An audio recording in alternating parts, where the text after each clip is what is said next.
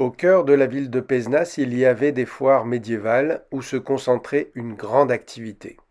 Cette énergie créatrice, on la retrouve dans l'atelier d'Emmanuel Flippo que je tenais à montrer à mes amis, car c'est un artiste français aux multiples facettes, incroyable dessinateur, peintre, sculpteur et performeur passionné d'architecture. On est surpris par la multiplicité de son œuvre.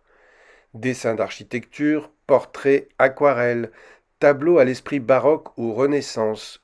Il réalise aussi de grandes œuvres abstraites dans la lignée de Villeglé et du mouvement support-surface pour lequel on perçoit bien sa sympathie. À New York, il rend également hommage à un artiste du courant des nouveaux réalistes, Armand. L'artiste Emmanuel Flippo revisite ainsi des œuvres comme pour en accepter les fantômes et pour accéder au vivant et le célébrer. Il affectionne les marques du temps, les empreintes, les érosions et les blessures, et les révèle avec une grande sensibilité et une belle part de poésie, un équilibre fragile et magique, et une perception de la couleur très fine. Technique mixte, matériaux récupérés, l'homme semble infatigable. Il décline passionnément sa vision du temps avec des fragments, des collages et des matériaux qui apparaissent ou disparaissent tels nos souvenirs. Il s'engage librement, sans garde-fou, avec conviction, intuition, poésie et sensibilité. Il réalise de grandes performances à New York, Copenhague, Nîmes, Montreuil, Bordeaux, Toulouse. Il est très fort de ce côté-là. Ouais. Comme La j'ai habité Arizona. cet appartement à un moment donné, il faisait trop chaud.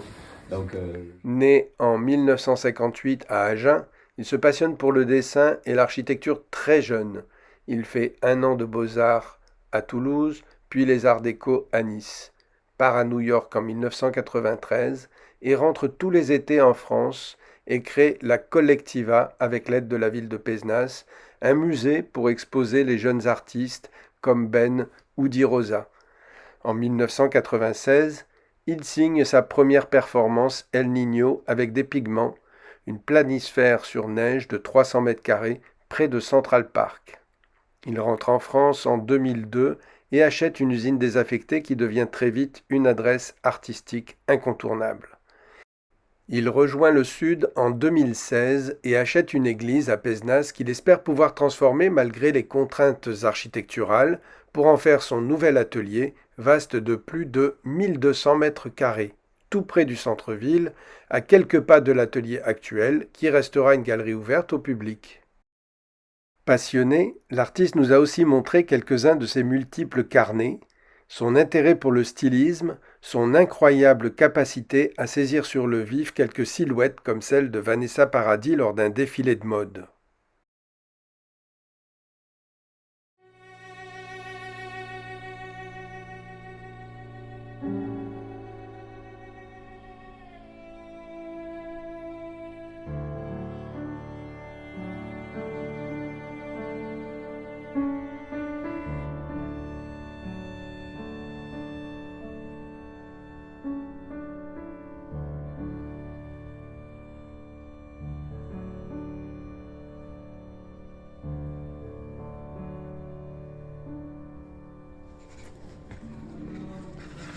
Merci beaucoup. C'est bien. Très touché. C'est bien.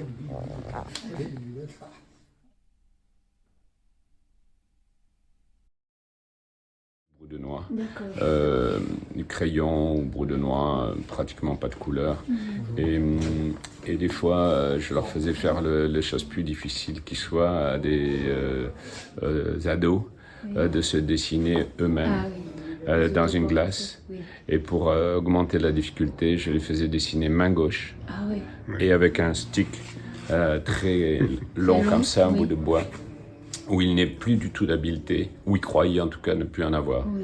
Et c'est comme ça que j'obtenais les plus beaux dessins, je peux vous en montrer. Oui, Hein. d'accord.